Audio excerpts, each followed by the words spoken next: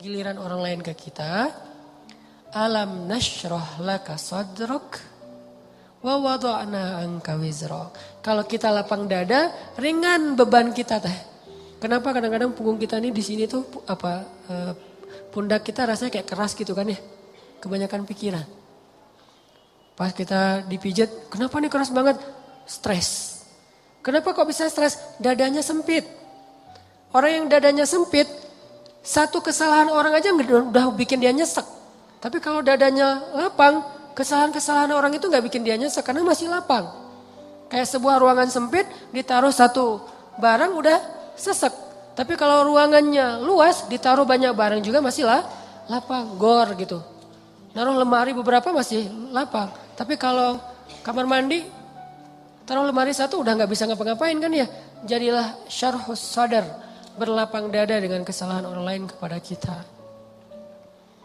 Sehingga kita gak gampang nyesek, kita gak gampang stres, kita gak gampang nyimpen, gak gampang sakit punggung kita. Kayak gitu Allah bilang, alam nasyrah laka sadrak. Kalau udah lapang dada, wa wada'na anka wizrak, kami turunkan beban-beban kamu.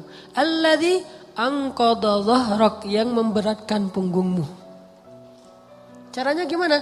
Fa inna ma'al usri yusra, inna ma'al usri yusra, fa idza faraghta fansab wa ila rabbika farghab. Itu kan ajaran supaya syarhus sadar.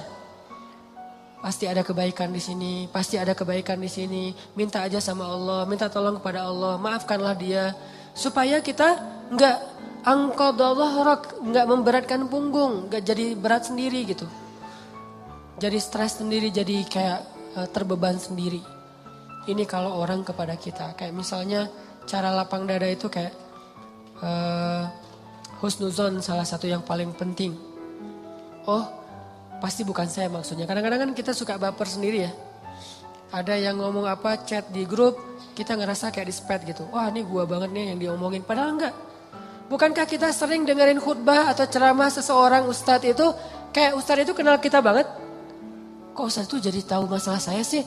Enggak, dia enggak tahu masalah kita. Allah yang menuntun lisannya karena pengen menasihati kita lewat dia. Tapi dia enggak tahu, jadi jangan kegeeran, jangan baper sendiri. Wah ustaz ini pasti ngomongin saya nih. Enggak, ustaznya juga enggak tahu masalah kita. Karena ada beberapa kasus yang saya pernah kayak gitu, saya lagi ngomongin apa, terus tiba-tiba ada jemaah yang kayak tersinggung. Wah ustaz ngomongin saya nih di depan umum, siapa juga orang saya enggak kenal orangnya. Kenapa kok persis? Saya juga sering kayak gitu kan, udah 2 tahun ini kan saya gak khutbah Jumat nih. Kenapa gak khutbah Jumat? Salah satu alasannya saya pengen Jumat itu privasi waktu buat anak laki-laki saya. Karena dia sekarang udah 3 tahun, saya kasih jatah pokoknya Jumatan harus di Cihanjuang bareng Yahya. Karena saya pengen dampingin dia ke masjid hari Jumat. Alasan kedua, ada penyakit ustadz yang dulu pernah saya alamin. Apa penyakit ustadz? Keseringan ngomongin menasihati orang, jarang dinasihati. Nah saya pengen Jumat itu waktu saya mendengar nasihat buat diri saya sendiri. Awal-awal itu benar kerasa. Pas pertama dengar khutbah orang, apaan sih ini kayak gini ngomongnya. Ada tuh ego-ego ustadz kayak gitu tuh muncul tuh. Itu kan yang lagi diobatin tuh. Wah nggak gini, saya tahu dalilnya lebih dari ini. Mulai muncul gitu-gitu tuh. Awal-awal kayak gitu, tapi astagfirullahaladzim, sombong banget sih gue. Udah. Terus kalau ada yang ngomongnya kadang-kadang kayak nggak mungkin belum terbiasa ngomong depan umum, agak-agak nervous mungkin atau agak-agak kaku gitu. Muncul rasa sombong tapi lama-lama di recovery, diperbaiki apa? Kalau saya menghargai dia walaupun nggak bagus, nanti orang akan menghargai saya ketika saya nggak bagus performnya. Jadi pas saya duduk gitu, dia ngomongnya kayak ngebosenin banget, boring banget tuh ceramahnya, tapi saya tetap gitu. Padahal boring banget ceramahnya, tapi saya kayak menghargai. Apa yang saya maksud di situ? Saya pengen juga orang kayak gitu ke saya kalau saya ceramah. Mungkin teman-teman ada yang kayak gitu sekarang. Apaan sih Ustadz, tapi masih aja gini. Padahal boring banget ceramahnya. Kenapa? Mungkin karena saya juga menghargai ceramah orang yang mungkin belum terlalu terbiasa ceramah. Ini yang saya pelajari ketika nggak khutbah lagi.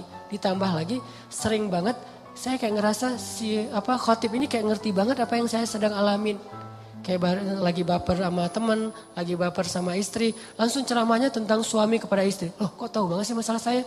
Kan sering kayak gitu kan? Itu bukan karena dia tahu loh. Allah yang maha tahu. Allah lagi menuntun kaki kita melangkah ke masjid yang khutbahnya tema itu. Dan Allah menuntun lisan ustadz untuk ceramah pas waktu kita datang tentang tema itu. Allah yang lagi nasihatin kita lewat lisan seorang ustadz. Jadi jangan baper. Gitu juga ke temen. Bukan dia tahu masalah kita, pengen nyindir kita, pengen nyepet kita. Enggak sama sekali. Jadi legowo.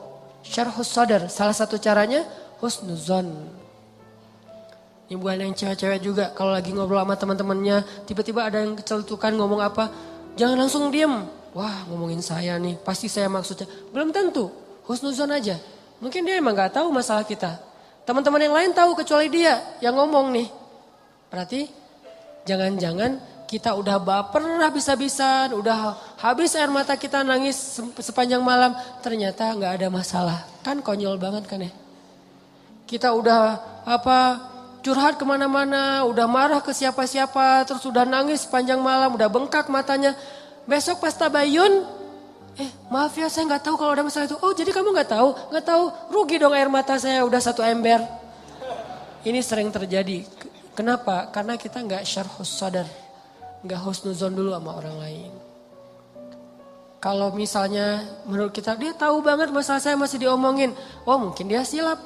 Mungkin dia lupa. Mungkin dia terlanjur ucap. Atau enggak dia pasti ngonsep tuh. Soalnya captionnya tuh panjang banget. Pasti dia nulis. Kalau gitu mudah-mudahan dia udah sadar sekarang. Belum sempat aja minta maaf ke kita. Yang jelas dia udah sadar. Udah minta ampun ke Allah. Husnuzon, husnuzon, husnuzon. Bukankah Allah mengatakan ijtanibu katsiran minaz-zon? Satu-satunya yang layak kita suuzonin itu cuma setan.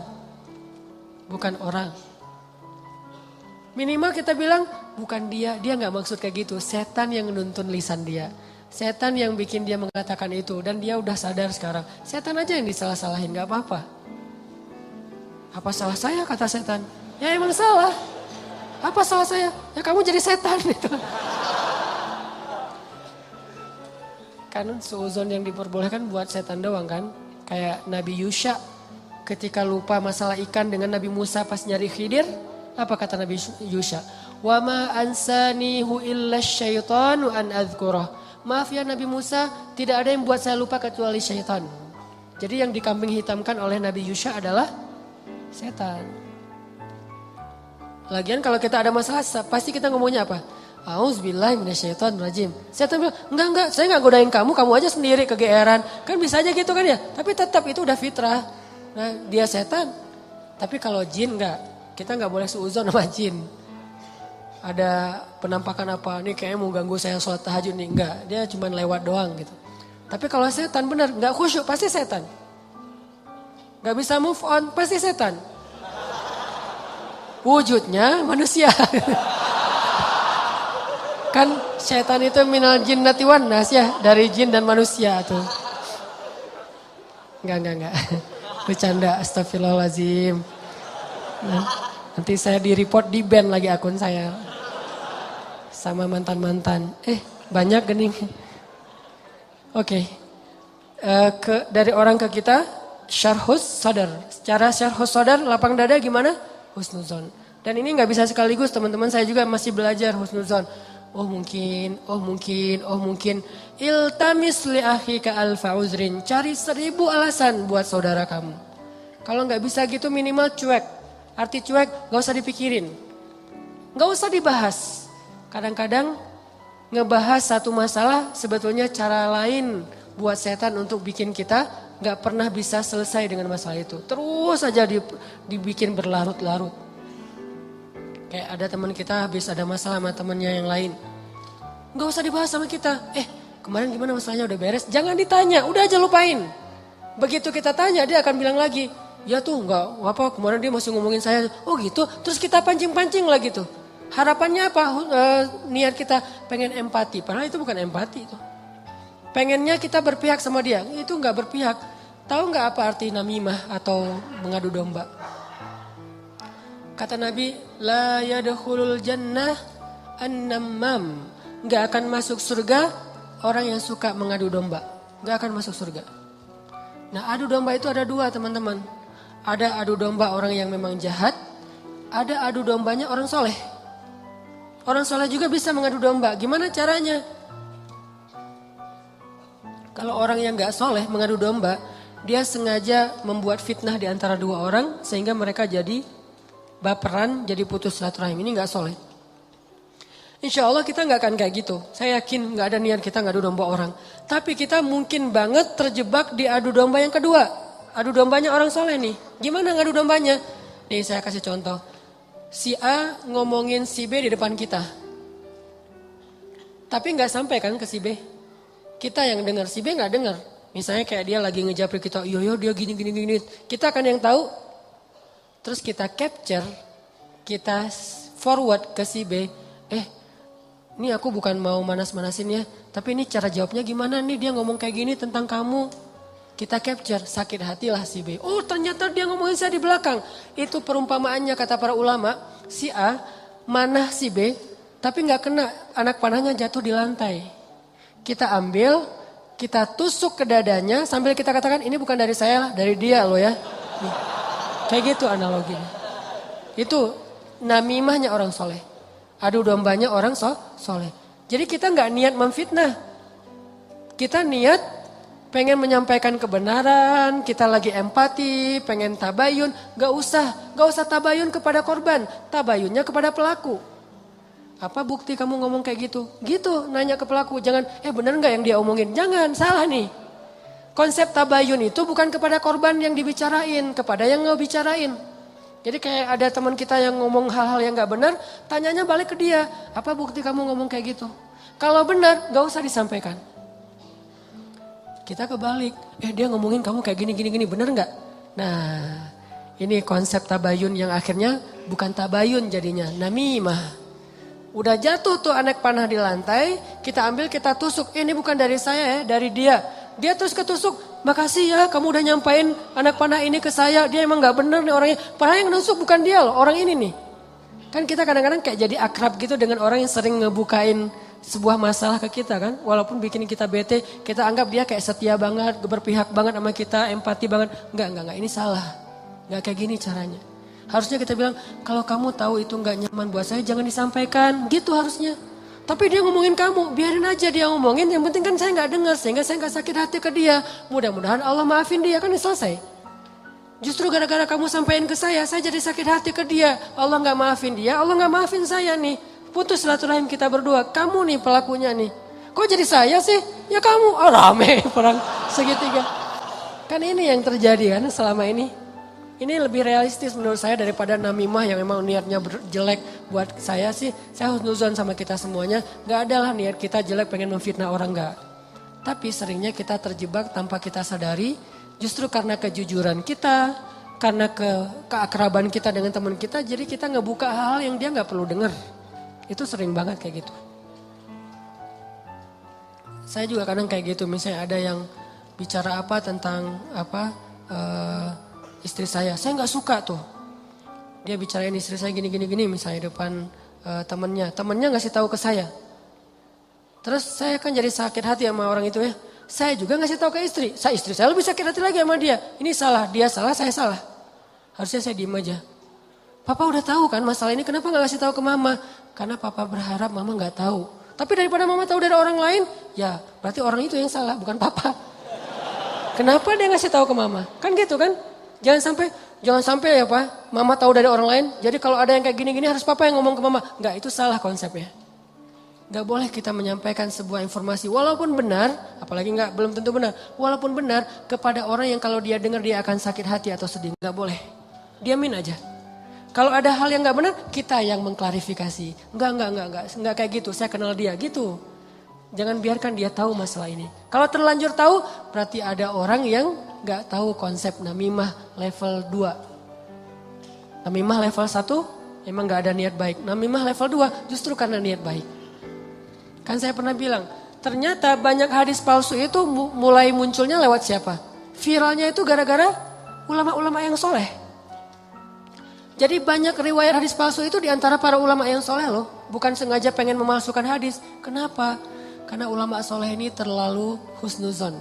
Misalnya nih, ada yang datang ngomong ke saya, Ustadz, saya pernah mendengar hadis gini. Saya sebagai Ustadz, oh gitu? Ya, saya gak pernah curiga kalau dia itu gak jujur.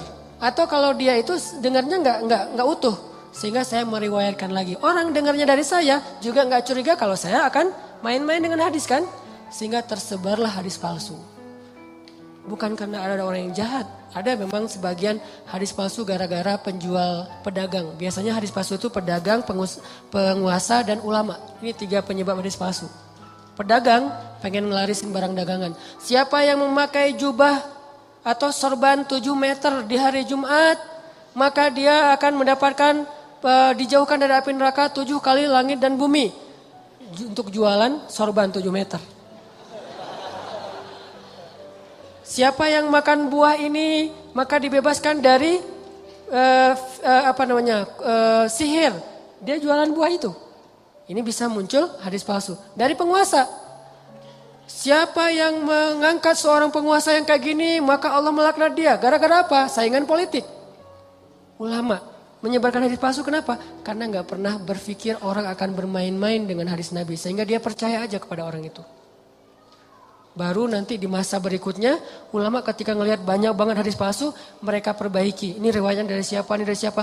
Bisa jadi periwayat hadis palsu itu adalah orang soleh, ulama besar.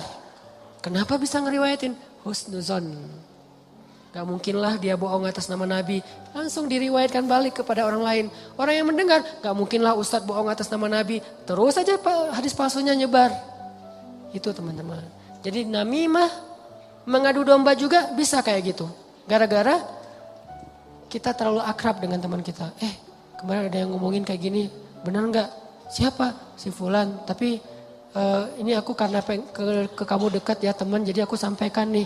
Terus yang teman yang dengarnya, makasih ya udah disampaikan. Kenapa makasih? Harusnya kita bilang, lain kali jangan disampaikan ya yang kayak gitu-gitu ke saya. Harusnya kayak gitu. Kenapa kita malah makasih? Makasih ya udah nyakitin hati saya kan gitu kan ya bahasa lainnya mah ya. Makasih ya udah bikin malam saya nggak tenang. Makasih ya udah bikin saya bete. Buat apa? Jangan disampaikan.